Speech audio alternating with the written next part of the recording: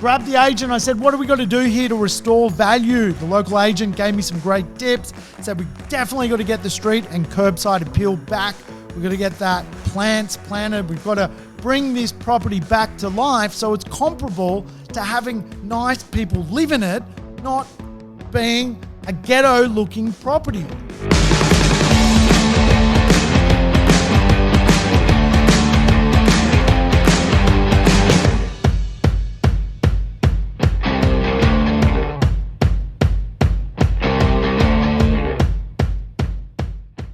Welcome to the Urban Property Investor, the podcast dedicated to helping you crack the code of real estate wealth. Sam Saggers here, and last week we spoke about how to keep your wealth during crazy times like COVID. And today I want to resume the conversation on avoiding the tough times that so many investors are being sucked into right now. I'm going to talk to you about rents and how property investors are maintaining and even increasing their rents during COVID. And maybe, even more importantly, how your property manager may be holding you back from thousands of dollars in rental income. So let's move on to the whole triad. Holding real estate has a triad, and there's three parts of the puzzle. First part is the tenant, which we just talked about. Second part of that puzzle is the holding triad itself. The holding triad is the fundamentals of the workmanship of holding real estate. Being a good borrower, being a good landlord, understanding what it takes to succeed through hold concepts. So to be a good landlord, to be a good borrower of real estate, you need to understand strategy. Strategy is really important. If you don't know how long you need to hold the real estate for, what your ultimate end game is, what the mathematical equation is on how much real estate you should buy to then go and hold, then you need to have a talk with a strategist, right? You need to reach out to people. Analyzing real estate is great. And when you analyze real estate, you also need to analyze, is it suitable as a long-term property? A lot of people fall for this one when they're building wealth. They analyze a short-term property, but expect a long-term result. They analyze something which they can make a bit of money on in a weird little neighborhood, in a weird country town, and they make some money out of it, but then they've got to go and hold it for 20 years. And then they have this discussion in their mind. Well, I've made a little bit of money and I bought the asset, but now what happens? What's going on? What do I do now? It's been 5 years and the property hasn't gone up. The rents haven't gone up. What do I do with this asset? Of course, that's when the question then surfaces in the analytical part of the process of buying the real estate. Did you take into consideration that the real estate needs to be held for 20 or 30 years? The other big concept of holding real estate is vanity. Vanity. Now, vanity, of course, is often associated with good-looking roosters and the good-looking birds looking in the mirror too much. But vanity and real estate is a thing, right? You can question yourself a lot, and this is what spooks people about real estate. They look at it and then they go, "It's not working. Why is it not working? What have I done? Why didn't I make any money? Da, da, da, da." Remember what I said in the beginning. If you want normal results from real estate, you've got to go a normal distance. If you want normal results from real estate, you're not going to get an abnormal return. Your property's not going to go up overnight by double. To double in value, most people have to go on a journey. The journey takes years, and this is the challenging part about real estate ownership. Holding real estate is a series of decisions. Holding real estate begins with your tenants and moves in how you actually consider real estate, not over the short term, but over the long term. It also is a series of human emotions. where you have to check yourself so you're not going bonkers holding the property, just wishing for wealth. You have to hold for wealth, which is a big, big, big process. And of course, a lot of people get their numbers wrong in the beginning. So then when it comes to holding wealth, they run out of steam. Numbers are things like your cash flow, your rent, your outgoings, your taxes, your future taxes, your associated costs. And many people buy a property, and sometimes it's an older property. Of course, older properties break down more, so people don't factor the cost of the breakdown of the older property. They create a cost structure as if the property was brand new, but the property is actually 45 years old. And then all of a sudden, the bills and the maintenance and the levies, and the council fees all start to rock in. I guarantee you right now, we're in the middle of coronavirus, someone is getting a bill today from a property investment that they are going, oh my God, can I keep going holding this property? I'm not making money, but I've just got a $2,000 plumbing bill for a property investment. Now, all of a sudden, you start to have these irrational conversations with yourself that you cannot go the distance. And many people are just structured wrong to not go the distance. What I'm here to tell you today is to get it right in the first place. Right tenant, right dynamics, right numbers, right vanity matrix, right analytical structure around choosing the right property, right strategy to begin with. All of this is your preparation journey for holding real estate over the long time. Then, of course, because now we have a lot of green swan events. What's a green swan event? A green swan event, of course, is all the environmental challenges we currently face in society. Things like cyclones, bushfires. These are now really prevalent. All of a sudden, owning property in the wrong street, wrong suburb that is impacted, or even wrong city that is commonly impacted by bushfires or green swan events like cyclones, your insurance premiums skyrocket. It's happened to me. I've had to let it go. An awesome property I loved. I couldn't hold it. I wanted to hold it. I got 8 years. 8 years out of her. And I had to let it go. I couldn't get to 20. I couldn't get to 30. And the reason I had to let that property go, it was cyclone prone. The insurances skyrocketed. Great investment, great location by virtue of beauty, but not great location by virtue of insurance premiums. So the maths doesn't lie. The cash flow doesn't lie.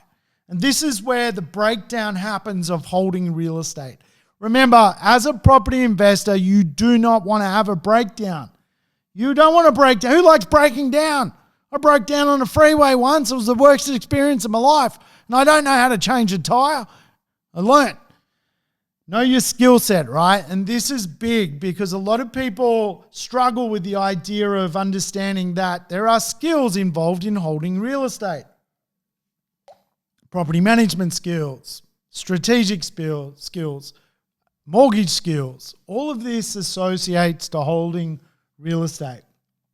And of course, there are factors that also influence your rental return. Now, why I harp on about rental returns is rents cover your debt. And if you've got the right amount of rent, you can cover your debt, you can cover your expenses, and you can put money in a buffer for when you have a problem with your property, or if you've got the right amount of rent, you can even save to upgrade or renovate your property later. So rents are the great equalizer of real estate, and good rents equals longevity. Longevity equals wealth. Think about that, right? Real estate, the longevity of it is designed around your rental return. If your rental return is superior, the longer you can hold the real estate, the more wealthy you're going to become. That is the principle of what we're talking about here. So what factors actually influence rents? Well, of course, I've talked about tenants, and I'm not going to harp on about tenants anymore, but the first one is location, right? Location. It's so important when we analyze location, just like I talked about. I had a really good location, I had a bad insurance location. Location is a few fundamentals, but if you can generally find a really popular place, it's going to rent well. Because it's popular, it's going to get rental increases. And because you're going to get rental increases, you're going to live off more cash flow, hold real estate longer. Second component is livability. Livability, something I talk about a lot. I think I've talked about it in past episodes. Don't want to harp on about it in this episode because I'm a bit of a livability fan. But the livability dynamic is obviously a neighborhood which offers a lot, and so people live there. Short-term shocks do affect your rental market, and we're going through a short-term shock right now. We've got coronavirus, a pandemic spreading across the globe. It's causing financial catastrophe across the globe. Many pockets of our cities are now getting trampled by corona, and that is causing a downward pressure on rental returns. But I tell you what I am seeing is the properties that I have in livable and really good locations are not going down in rent whatsoever.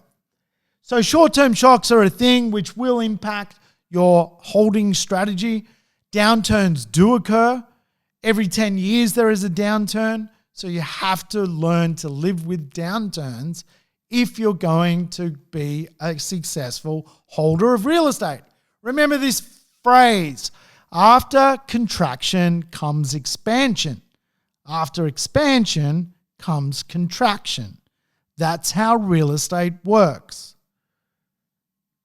People love convenience. Tenants love convenience. So you want to have a property which is connected to this idea of being mobile and convenient and have really good proximity. And I tell you what, interest rates also affect the rental market or your rental return. Interest rates, things like if they're going up, you can generally put the rents up on property. If they're going down though, you also have deflation occurring. And that means rents also generally go down. A lot of people often misunderstand the mathematical equation of real estate. This is a big sector of real estate. If it costs you less to borrow money, but you're getting a little bit less in rent, then paying more for money, but just getting a little bit more in rent, you're going to be better off paying less for money and actually getting less rent. So all of a sudden, the idea that you might have bought a property, for example, 6 years ago on a cash rate of 3%, borrowing money at 7%, renting a property for 5.5%. Today, the cash rate is 0.25%. You're borrowing money at 3%, but instead of your rent being 5.5%, it's now 5%. Do you see the difference? You're paying less for money. Your cash flow position is stronger. The ability for you to hold real estate longer is there. It's in the numbers, which is awesome.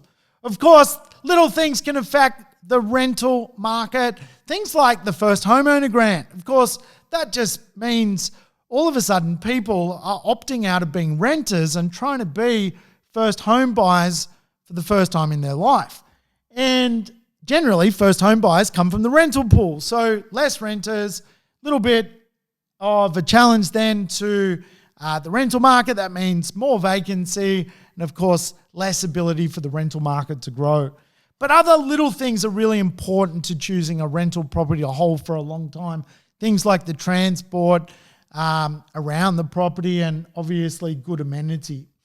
Now, I want to talk about one or two more things before I sign off. And I think being a great holder of real estate, it is really important to understand how to actually be a good landlord. A lot of people are actually not good landlords. And I want to tell you a quick story. Recently, I got contacted by a client of mine and very concerned about price movement on her property. It had dipped by 10% in value. So I wanted to go and see what was going on. Can't have a 10% drop in value. I went to the property. The property was missing its front trees, its fence, which had a botanical kind of look and feel to it, absolutely gone. The street appeal of the property had dropped so much in value that it went from looking like a beautiful, homely place to live to actually looking rather scary and almost dangerous to live. In the property, the tenants had gone from being awesome tenants to the type of tenants you do not want. The rents had dropped because that type of tenant was a problematic type of tenant. Because the rents had dropped, the value had dropped. Now, I tell this story because quite often people who perhaps buy interstate or aren't close to a property, they rely on property managers to be their guide. But here is one of the big misnomers of property management. Many property managers don't look at real estate from the value proposition that if you keep your rent strong, you will keep your value strong. Rents and property values are linked. If your rents go down, the worth of your property can also go backwards. So it is so vitally important to hold real estate, improve your rents, because that also improves your value. The moment your rents start going backwards, the challenge is that usually signals your real estate is also going down. Now, there are green swan events, there are black swan events like coronavirus, which are independent of that logic. In other words, a pandemic is causing a rental fluctuation, but I am talking about appeal loss to your real estate. If your real estate loses appeal, it is going to go down in rental value, and that usually has a corresponding link to its worth. So it is really, really important here that you heed what I am saying. I went to that property. I went to the property manager. I said, what is going on here? When this property was purchased, my client had a beautiful streetscape, beautiful facade out the front, a botanical fence. Right now, the front of this property looks terrible. What is happening? And this particular property manager also had a maintenance contract with this property. They were an on-site manager, and the property manager just revealed, look, I hurt my back 12 months ago. I've just let all the plants and trees die. It's not something I've kept up with. That's life. And I'm like, holy shit, man. I'm like, mate, have you told the owner what is happening to this property? Because they've bought a property in a bloody good suburb, in a bloody good area, expecting rental performance and capital growth. All of a sudden, because the appeal is lost on your watch, we have an absolute problem on our hands. I went and got the local real estate agent. Sometimes it's really good to get a local agent's perspective. Grabbed the agent. I said, what do we got to do here to restore value? The local agent gave me some great tips. Said we definitely got to get the street and curbside appeal back. We've got to get that plants planted. We've got to bring this property back to life so it's comparable to having nice people live in it, not being a ghetto-looking property. Of course, that cost that owner money, thousands of dollars, to go through a rectification process to rectify getting bad tenants out and putting good tenants in. This is a process, folks. Like, you've got to know what your property is doing on most given days, right? You've got to understand what its rental appeal is. Too many people get this part wrong. I'm going to explain it in 3 parts of the puzzle. There are three types of property manager. The first type of manager is what I kind of call the Qantas airline property manager. Now, Qantas has a pretty good safety record. Been flying for 100 years, never had a stack. Qantas, through the pandemic of coronavirus, is still afloat. You got to hand it to those guys. They are doing it so bloody tough. Not one industry in Australia would be doing it tougher than an airline right now. You can't even fly abroad. These guys are holding their own. And I call the property management service, which is a full service operator, so important for holding wealth for property investors. Here's the problem for most property investors. They outsource their wealth to someone they do not know and have never done business before with, based on a fee. They find a fee and someone they'll never met, a property manager they may speak to for 10 minutes and do business. That is the selection process of management. Does that not seem absolutely nuts?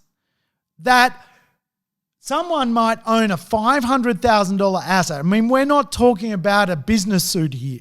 We're not talking about a beautiful dress or a skateboard. We are talking about a $500,000 asset that they do business with someone, they have no idea who they are, and they put their wealth in this person's hands. Now, the lady I helped buy the property put her wealth in someone's hands who let them down. But she had a full service operator. She bought the Qantas ticket. I went there, I had a look. I found the local agent to give some support. Between her team, she got a result. She got her property back on track. The property's regained value. It cost more money for the ticket, but it flew. Now, here's the thing. The second selection of a property manager is what I call a single service operator. A single service operator is the Virgin Airlines of the industry. You go to the airport, you're going to get on your plane. It's probably going to be a half an hour late. You will land. You are going to be late for that meeting, but you're going to get a result. The single service sector is usually a small local business operator that has a property manager and a salesperson. That's the single service model. The full service model is a broker, a manager, a strategist, an accountant, a team. They are a full service model. And you'll pay 5, 6, 7, 8% for the full service model. You'll pay for the single service model 5, 6, 7, 8%. You've just got to understand the difference. And then there's the low cost model, which is kind of like the Tiger Airlines of the industry. You'll get to the airport, you'll have to wait 2 hours to check your bag in, and you'll eventually take off, but you're probably going to be stuck on the tarmac for a good 3 hours for some reason unknown to anyone because the fleet isn't big enough. The low-cost carrier is not something I would ever put my wealth in. And here's how low-cost carriers work in holding real estate. Low-cost carriers are outsourcing everything. So generally they work from, say, like a WeWorks or from a co-work space. They've got this sort of modern venture capitalist kind of attitude, which is cool. Like, they're cool. They look cool. They look cool, man. They're wearing like t-shirts and hats backwards and shit like that. These guys like look the part. They're like venture capitalists. They look like they're out of Silicon Valley. They look like they're Google and they want to rent your Google wants to manage your property. That's what they look like. But here's the problem with the model. It's the low cost model. They're actually not necessarily using retained profits to create growth. In other words, they are raising capital to create growth. and they are probably running at a loss. In fact, Uber still runs at a loss, but it's a venture capitalist business. It doesn't make money. But that's not the point of Uber. The low-cost carrier outsource everything they do, and this is where I really fall apart with this model. I fall apart with that model because at the end of the day, you want someone who knows that the trees are missing from the front facade, not someone who is air-tasked to go and see your property and do a maintenance report. Does that kind of make sense? Like, who wants that? This is your wealth we're talking about. We are going 20 years with this sucker. You need to hold this piece of real estate for a long time. You want the A team to do it. After all, you spent so much doing it. So for $10 a month, people cheat themselves out of such a big opportunity to create wealth. They outsource it to the wrong model, to the wrong people, to the wrong service. And that is one of the biggest problems with real estate. Really, one of the things that has inspired me to talk about holding real estate. Understanding that buying real estate's great. It's fun. We all love the idea of owning real estate and talking about building more wealth. I love it too, guys. I'm addicted to it. I love thinking about buying real estate. It's more fun than talking about holding real estate. But here's the thing, holding real estate is something which is going to help you in your retirement. The longer you hold real estate, the better off you're going to be. I genuinely want the best for you. Think about what I've said, some of the dynamics around the triad, holding triad. We've discussed the idea of holding real estate by virtue of a good tenant. We've discussed real estate today by virtue of a good landlord strategy, about understanding the difference around being a landlord, about understanding the difference about what it takes to own real estate. The idea that you do need to analyze the right property to hold. We've discussed what it means to, avoid these big insurance premiums and so forth. So when we meet again, I'm going to teach you some more stuff. I'm going to go over how to master cash flow on holding real estate, how to make sure you're debt busting your debt and running over it with a steamroller. I'm going to give you so much context at our next podcast. But today I do want to leave you on a high. You want to absolutely hold real estate for a long term. You can do it. There are 3 parts of the puzzle. Today we discussed 2 parts of the puzzle. The first part was the type of tenants you need. The second part is your holding strategy. Next time we meet, we will discuss the cash flow part of the whole triad so that you can go the distance holding real estate and crack the code of being a great property investor.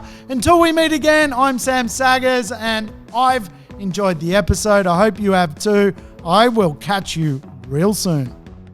Thanks for tuning in to the Urban Property Investor. To never miss an episode, make sure you subscribe to the podcast on your favorite app or on YouTube. And I would love it if you could give the show a rating and share it with your friends and family. In between episodes, you can always keep in touch with me by connecting on social media over Facebook, Instagram, or LinkedIn. Until we meet again on the next episode of the Urban Property Investor, take care and bye for now.